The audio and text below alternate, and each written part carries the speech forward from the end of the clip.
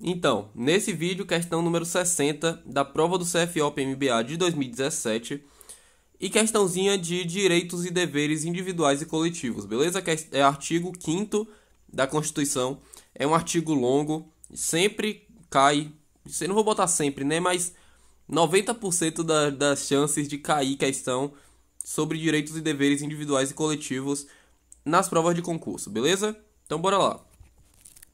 As entidades associativas, independentemente de autorização, têm legitimidade para representar seus filiados judicial ou extrajudicialmente. Falso, tá?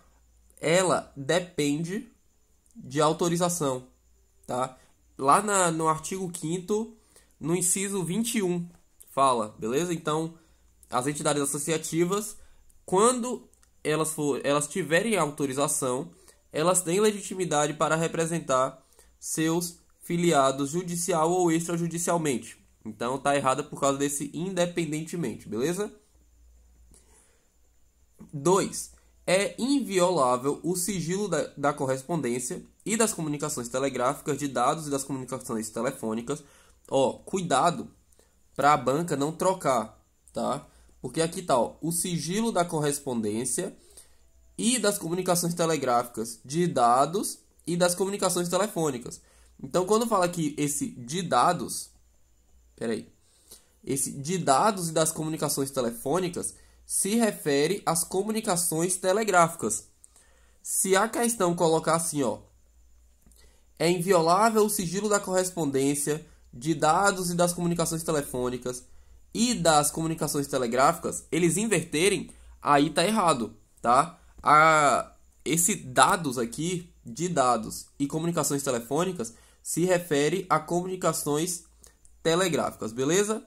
Nesse caso aqui tá certo, bora lá.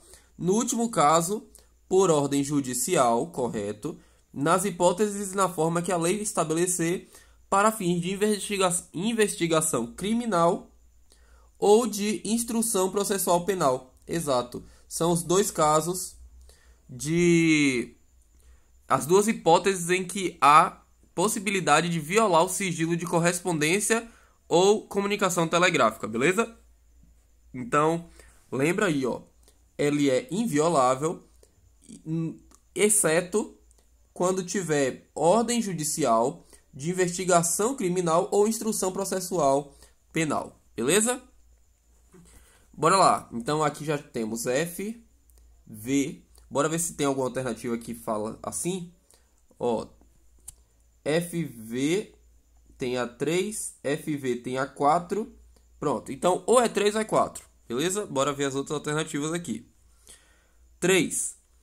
Nenhuma pena passará da pessoa do condenado, podendo a obrigação de reparar o dano e a decretação do perdimento de bens ser, nos termos da lei, entendidas aos sucessores. Correto. E contra eles executadas. Exato. Isso daqui é o princípio da pessoalidade, tá? Ou seja, não pode o sucessor ou qualquer outra pessoa, na verdade, a condenação não passará para outra pessoa, tá? Apenas a pessoa que cometeu o ato, ela pode ser responsabilizada, né, condenada, porém, estendidas aos sucessores e contra eles executadas, até o limite do valor do patrimônio transferido. No caso, a obrigação de reparar o dano. Ou seja, o que é que isso aqui quer dizer? Digamos que tal pessoa aqui, X, ela cometeu um ato de improbidade administrativa. Ou seja, ela tomou um patrimônio, ela é um servidor público, que tomou um patrimônio da administração pública. Bora botar aqui que tomou um valor em dinheiro, né? Só que aí, essa pessoa, ela faleceu. A pessoa X, ela faleceu. E aí, esse valor aqui, ele passou para o seu sucessor. Vou botar aqui S. Tá? Vou botar Y, né? Que geralmente a galera usa X e Y. Então, passou, o Y é o sucessor. Bora lá. O Y pode ser condenado? Não. Tá? Ele não pode ser condenado. Porém, ele, por ser sucessor e ter recebido o valor aqui do patrimônio, né? Ele pode, aqui como a questão diz, pode Cadê? Eu acho que eu marquei a alternativa errada, né? Marquei a alternativa errada. Aqui, ó.